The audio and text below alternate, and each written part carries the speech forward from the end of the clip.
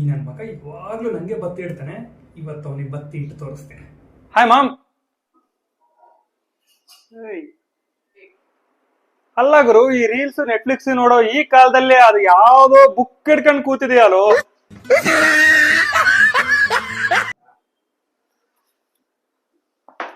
ಹೋಗ್ಲಿ ಇದೆಲ್ಲ ಬಿಡು, ಹೇಗಿದ್ಯಾ? ಈ ಕಡೆ ಬಂದ್ಬಿಟ್ಟಿದ್ಯಾ? ಏನ್ ವೀಕೆಂಡ್, ಏನ್ ಸಮಾಚಾರ? ಅಲ್ಲ ಗುರು, ಒಂದು ಸಣ್ಣ ಡೌಟು. ನಾನು ಡೈಲಿ 1 ಅವರ್ ಜಿಮ್ ಇಟ್ ಹಾಕ್ತೀನಿ, ಕಾರ್ಬೋಹೈಡ್ರೇಟ್ಸ್ ನ ಲಿಮಿಟ್ ಮಾಡಿದ್ದೀನಿ, ಪ್ರೋಟೀನ್ಸ್ ನ 120 ಗ್ರಾಮ್ಸ್ ತಗೊಂತಿದ್ದೀನಿ, ಈ ಟೀ ಎಲ್ಲ ಶುಗರ್ಲೆಸ್ ಕುಡಿತಿದ್ದೀನಿ. ಇಷ್ಟೆಲ್ಲ ಸ್ಟ್ರಿಕ್ಟ್ ಡಯಟ್ ಫಾಲೋ ಮಾಡಿದ್ರು ಈ ಬೆಲ್ಲಿ ಫ್ಯಾಟ್ ಕರಗ್ತಿಲ್ಲ, ಮಸಲ್ ಗೇನ್ ಆಗ್ತಿಲ್ಲ.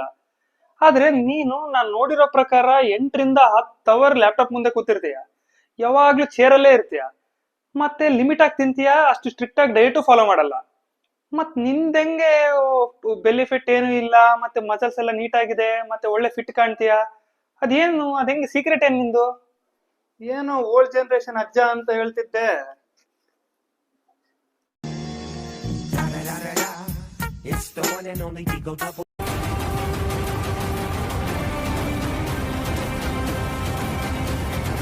ಹೇ guys, welcome back to my YouTube channel.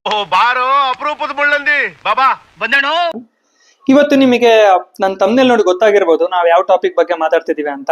The gut, the most underrated organ ಅಂತ ನಾನು ಯಾಕೆ ಮೆನ್ಷನ್ ಮಾಡಿದೀನಿ ಅಂದ್ರೆ, ಫಾರ್ ಎಕ್ಸಾಂಪಲ್ ನೀವು ಯಾವುದೇ ಪ್ರಾಡಕ್ಟ್ ನ ತಗೊಳ್ಳಿ, ಯಾವುದೇ ಅಡ್ವರ್ಟೈಸ್ಮೆಂಟ್ ತಗೊಳ್ಳಿ, ಅವ್ರು ಏನ್ ಮೆನ್ಷನ್ ಮಾಡ್ತಾರಂದ್ರೆ this is good for heart, this is good for brain, this is good for nervous system, this is good from, this is less in cholesterol, which is good for heart ಅಂತ ಎಲ್ಲ ನಿಮ್ಗೆ ಬರೀ heart ನ mind ನ ಎಲ್ಲ ಅವರು emphasise ಮಾಡ್ತಾರೆ. ನನ್ ಮೇಲೆ ನಿನ್ಗೆ ಯಾಕೆ ಇಷ್ಟು ದ್ವೇಷ? ನಾನು ಏನ್ ತಪ್ಪು ಮಾಡಿದ್ದೀನಿ? ನಾನೇನಯ್ಯ ತಪ್ಪು ಮಾಡ್ದೆ? ನಾನು ಎಲ್ಲಿ ತಪ್ಪು ಮಾಡ್ದೆ?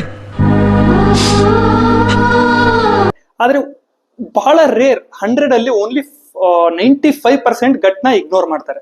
ಸೊ ನಾನ್ ಇವಾಗ ನಿಮ್ಗೆ ಹೇಳಕ್ ಹೋಗ್ತೀನಿ, ನೀವು ಗಟ್ ಏನಾದ್ರೂ ನಿಮ್ ಗಟ್ ಸರಿ ವರ್ಕ್ ಆಗ್ತಿಲ್ಲ ಅಂದ್ರೆ ನೀವು 100% ಪ್ಯೂರ್ ಫುಡ್ ತಿಂದ್ರು ಅದು ಕೆರೆ ನೀರನ್ನು ಕೆರೆಗೆ ಚೆಲ್ಲಿ ಅನ್ನೋ ತರ ಆಗುತ್ತೆ.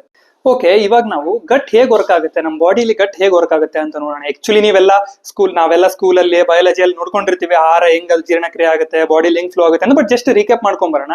ನೀವು ಈ ಇಮೇಜ್ ನ ಅಬ್ಸರ್ವ್ ಮಾಡ್ತಿದ್ರೆ ಫಸ್ಟ್ ಏನಾಗುತ್ತೆ, ಈಗ ಬಾಯಿಂದ ನಾವು ಆಹಾರ ಒಳಗ್ ಕಳಿಸಿದಾಗ ಫಸ್ಟ್ ಹಲ್ಲು, ನೀವು ಅದನ್ನ ಅಗದು ಅದನ್ನ ಮೈಕ್ರೋ ಆಗಿ ಒಳಗ್ ಕಳ್ಸಿರ್ತಾರೆ, ಅನ್ನನಾಳದ ಮೂಲಕ ಅದು ಫಸ್ಟ್ ಹೊಟ್ಟೆಗೆ ಹೋಗುತ್ತೆ.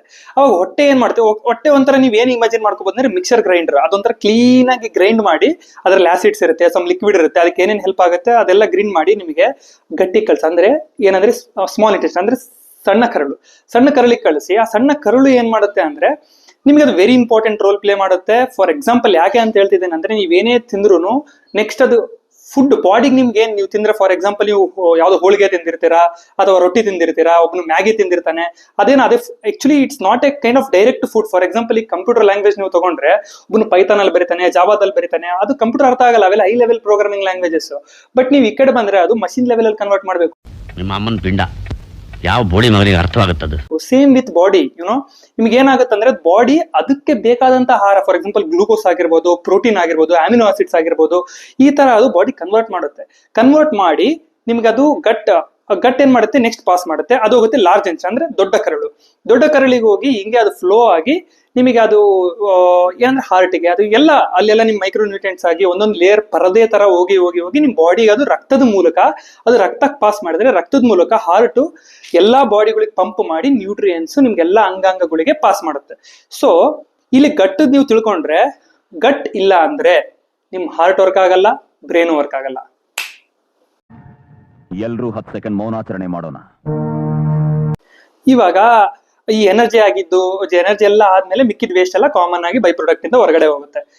ನೆಕ್ಸ್ಟ್ ಏನಂದ್ರೆ, ಈಗ ನಿಮ್ಗೆ ಗಟ್ ಬಗ್ಗೆ ನೀವು ತಿಳ್ಕೊಬೇಕಂದ್ರೆ, ಗಟ್ಟಲ್ಲಿ ಮೇನ್ 2 ಥಿಂಗ್ಸ್ ಇರುತ್ತೆ, ಒಂದು ಗುಡ್ ಬ್ಯಾಕ್ಟೀರಿಯಾ, ಒಂದು ಬ್ಯಾಡ್ ಬ್ಯಾಕ್ಟೀರಿಯಾ.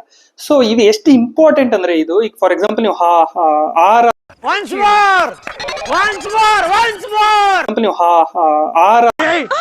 ಮೊದಲು ಸರಿಯಾಗಿ ಮಾತಾಡೋದ್ ಕಲಿ. ಆಹಾರ ಅದ್ರ ಮೂಲಕ ಅಲ್ಲಿ ಹೋಗಿ ಕೂತಾಗ ಅದನ್ನ ನಿಮ್ಗೆ, ಈಗ ನಾನು ನೆಕ್ಸ್ಟ್ ಪ್ರೀವಿಯಸ್ ಅಲ್ಲಿ ಹೇಳೋರ ಪ್ರಕಾರ ಅದು ಎನರ್ಜಿಯಾಗಿ ಕನ್ವರ್ಟ್ ಆಗುತ್ತೆ. ಫಾರ್ ಎಕ್ಸಾಂಪಲ್ ಅಮಿನೋ ಆಸಿಡ್ಸ್ ಆಗಿರ್ಬೋದು, ಗ್ಲೂಕೋಸ್ ಆಗಿರ್ಬೋದು. ಸೊ ಅದು ಹೇಗ್ ಮಾಡುತ್ತೆ, ಅದಕ್ಕೆ ಅದರದೇ ಆದಂತ ಒಂದು ಪವರ್ ಇರುತ್ತೆ. ಸೊ ಆ ಬ್ಯಾಕ್ಟೀರಿಯಾ ಫರ್ಮೆಂಟೇಷನ್ಸ್ ಇಂದ ಅದೇನಾಗುತ್ತೆ ಅಂದ್ರೆ, ಈ ಫಾರ್ ಎಕ್ಸಾಂಪಲ್ ಗುಡ್ ಬ್ಯಾಕ್ಟೀರಿಯಾಸ್ ನಮಗೆ 80% ಇರಬೇಕು, ಬ್ಯಾಡ್ ಬ್ಯಾಕ್ಟೀರಿಯಾಸ್ 20% ಇರಬೇಕು. ಈಗ ನೆಕ್ಸ್ಟ್ ಈಗ ಅವು ಇಂಬ್ಯಾಲೆನ್ಸ್ ಆಗ್ತಾವೆ ನೋಡಿ. ಫಾರ್ ಎಕ್ಸಾಂಪಲ್ ನೀವು ಗುಡ್ ಬ್ಯಾಕ್ಟೀರಿಯಾಸ್ ಕಡಿಮೆ ಹಾಕಂತ ಹೋಗ್ತವೆ, ಬ್ಯಾಡ್ ಬ್ಯಾಕ್ಟೀರಿಯಾಸ್ ನಿಮಗೆ ಜಾಸ್ತಿ ಹಾಕಂತ ಹೋದಾಗ ನಿಮಗೊಂದು ಸೈಡ್ ಎಫೆಕ್ಟ್ ಸ್ಟಾರ್ಟ್ ಆಗ್ತವೆ. ಫಾರ್ ಎಕ್ಸಾಂಪಲ್ ಸಿಂಪ್ಟಮ್ಸ್ ಸ್ಟಾರ್ಟ್ ಆಗ್ತವೆ. ಏನಂದ್ರೆ ನೀವು ಊಟ ಮಾಡಿದ ತಕ್ಷಣ ಬ್ಲೋಟಿಂಗ್ ಆಗಿರ್ಬೋದು, ಇಲ್ಲ ಅಂದ್ರೆ ನಿಮಗೆ ಅದು ಬೇದಿ ಆಗೋ ತರ ಆಗಿರ್ಬೋದು, ಇಂಡೈಜೆಷನ್ ಆಗಿರ್ಬೋದು.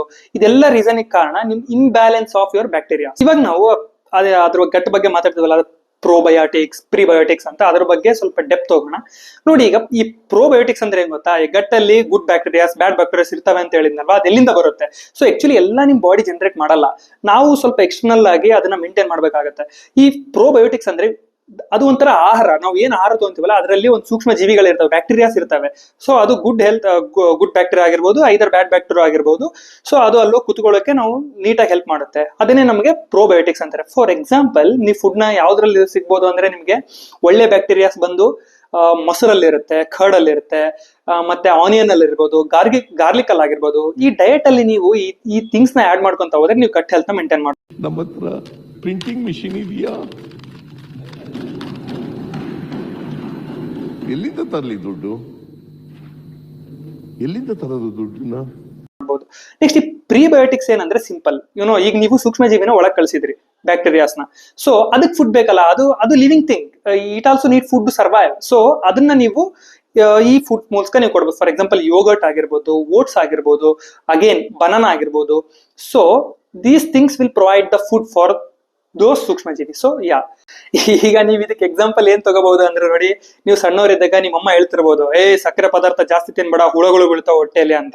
So this is the thing, ಸಕ್ಕರೆ ಅಥವಾ ನೀವು ಯಾವ್ದಾದ್ರು ಡೀಪ್ ಫ್ರೈ ಆಗಿರ್ಬೋದು, ಇವೆಲ್ಲ ತಿಂದ್ರೆ actually this is a food for bad bacteria. ನೀವು ತಿನ್ಕೊಂತ ಹೋದಂಗೆಲ್ಲ ಬ್ಯಾಡ್ ಬ್ಯಾಕ್ಟೀರಿಯಾಸ್ ಹೊಟ್ಟೆಲ್ ಜಾಸ್ತಿ ಆಗ್ತವೆ. ಸೊ ನಿಮ್ ಗಟ್ ಹೆಲ್ತ್ ಪ್ರಾಬ್ಲಮ್ ಆಗುತ್ತೆ. So your ma'am is always right. Okay, ಇವಾಗ ನಾವು ಗಟ್ಟಿಂದ ಇನ್ನೊಂದು ಇಂಪಾರ್ಟೆಂಟ್ ಫಂಕ್ಷನ್ಸ್ ತಿಳ್ಕೊಳ್ಳೋಣ. ಗಟ್ಟಿಗೆ ಮೈಂಡ್ಗೆ ಇರೋ ಕನೆಕ್ಷನ್. ನೀವು ಮೋಸ್ಟ್ ಆಫ್ ದ ಡಾಕ್ಟರ್ಸ್ ನೀವು ಹೇಳೋದು ಕೇಳಿರ್ಬೋದು, gut is a second brain of our body ಅಂತ. ಯಾಕೆ ಅಂತ ನೀವು ಥಿಂಕ್ ಮಾಡಿದರೆ, ಆಕ್ಚುಲಿ ಇದು ಗಟ್ಟಲ್ಲಿ ಒಂದು ವಿಶೇಷವಾದಂತ ಒಂದು ಹಾರ್ಮೋನ್ ರಿಲೀಸ್ ಆಗುತ್ತೆ, ಸೆರೋಟೋನಿನ್ ಅಂತ. ಸೆರೋಟೋನಿನ್ ಏನಕ್ಕೆ ಹೆಲ್ಪ್ ಮಾಡುತ್ತೆ? ಫಾರ್ ಎಕ್ಸಾಂಪಲ್, ನಿಮ್ ಮೂಡ್ ಆಗಿರ್ಬೋದು, ನಿಮ್ ಸ್ಲೀಪ್ ಆಗಿರ್ಬೋದು, ನಿಮ್ ಡೈಜೆಸ್ಟಿವ್ ಸಿಸ್ಟಮ್ ನೀಟಾಗಿ ವರ್ಕ್ ಮಾಡೋಕ್ಕಾಗಿರ್ಬೋದು. 90% ಆಫ್ ಸೆರೋಟೋನಿನ್ ರಿಲೀಸ್ ಆಗೋದು ನಿಮ್ ಗಟ್ಟಲ್ಲೇ. ಸೊ ಕೆಲವೊಬ್ರಿಗೆ ಸ್ವಲ್ಪ ಅದೇನೋ ಮಿತ್ತಿರುತ್ತೆ, ಏನಂದ್ರೆ ಎಲ್ಲಾ ಹಾರ್ಮೋನ್ಸ್ ಮೈಂಡ್ ಅಲ್ಲೇ ರಿಲೀಸ್ ಆಗೋದು, ಬಾಡಿಲಿ ಏನು ರಿಲೀಸ್ ಆಗಲ್ಲ ಅಂತ. ಇಲ್ಲ, ಗಟ್ಟಲ್ಲಿ serotonin very important hormone of the body, ನಿಮ್ಗೆ ಗಟ್ಟಲ್ಲಿ ರಿಲೀಸ್ ಆಗೋ ಕಾರಣ. ಫಾರ್ ಎಕ್ಸಾಂಪಲ್, ನೀವು ಫ್ರಸ್ಟ್ರೇಷನ್ ಆಗ್ತಿರ್ತೀರಾ. ಫಾರ್ ಎಕ್ಸಾಂಪಲ್, ನೀವು ಥಿಂಕ್ ಮಾಡಿ, ನೀವು ಹೊಟ್ಟೆ ಹಸುವಲ್ಲಿದ್ದಾಗ ನೀವು ಫ್ರಸ್ಟ್ರೇಟ್ ಆಗ್ತೀರಾ, ಡೈಜೆಷನ್ ಆಗಿಲ್ಲ ಅಂದ್ರೆ ಸೊ ಕೂಗ್ತೀರಾ, ಚೀರ್ತೀರಾ. ಸೊ ಇದೆಲ್ಲ ನಿಮ್ಗೆ ಈ ಹಾರ್ಮೋನ್ ಕೊರತೆಯಿಂದ ಆಗೋ ಸಾಧ್ಯತೆ ಇರುತ್ತೆ. ಸೊ ನೀವು ಇದನ್ನ ಮೇಂಟೈನ್ ಮಾಡ್ಬೇಕಂದ್ರೆ ಸೊ ಗಟ್ ಹೆಲ್ತ್ ನ ನೀವು ನೋಡ್ಕೊಳ್ಳೇಬೇಕು. ಇವಾಗ ಸ್ವಲ್ಪ ಜನ ಕಮೆಂಟ್ಸ್ ಮಾಡ್ಬೋದು, ಇವನೇನ್ ದೊಡ್ಡ ಡಾಕ್ಟ್ರ, ಇವನೇನ್ ಹೆಲ್ತ್ ಬಗ್ಗೆ ಹೇಳ್ತಾನೆ, ಗಟ್ಸ್ ಬಗ್ಗೆ ಹೇಳ್ತಾನೆ ಅಂತ. ಆಕ್ಚುಲಿ ಅದಲ್ಲ. ಈಗ ನಾವು ಯಾವ್ದಾದ್ರ ಬಗ್ಗೆ ನಾವು ಥಿಂಕ್ ಮಾಡಿ, ಯಾರೋ ಒಬ್ನು ಇನ್ವೆಂಟ್ ಮಾಡ್ದ ಅಂದ ತಕ್ಷಣ ನಾವು ಅದನ್ನ ಹೋಗಿ ತಿಳ್ಕೊಂತೀವಿ, ಪಾಲಿಟಿಕ್ಸ್ ಬಗ್ಗೆ ಓದ್ತೀವಿ, ಬೇರೆ ಬೇರೆ ವಿಷಯದ ಬಗ್ಗೆ ತಿಳ್ಕೊಂತೀವಿ. ಬಟ್ ಮೋಸ್ಟ್ ಇಂಪಾರ್ಟೆಂಟ್ಲಿ ನಾವು ಜೀವಿಸಿದ ಈ ದೇಹದ ಬಗ್ಗೆ ನಾವು ತಿಳ್ಕೊಂಡಿಲ್ಲ ಅಂದ್ರೆ ಅದು ತಪ್ಪಾಗತ್ತೆ. ಒಪ್ತೆ ಕಡೆ ಒಪ್ತೆ. ನಿನ್ ಮನ್ಸು ಎಷ್ಟು ಪರಿಶುದ್ಧವಾಗದು ಅಷ್ಟು ನೀ ಚೆನ್ನಾಗಿ ಬದುಕ್ತೀಯ. So it's mandatory thing to learn about your body, how it works, respect your body, because it is giving you everything. If health is lost, everything is lost. So ಇಷ್ಟು ಹೇಳಕ್ ಇಷ್ಟಪಡ್ತೀನಿ. Okay friend.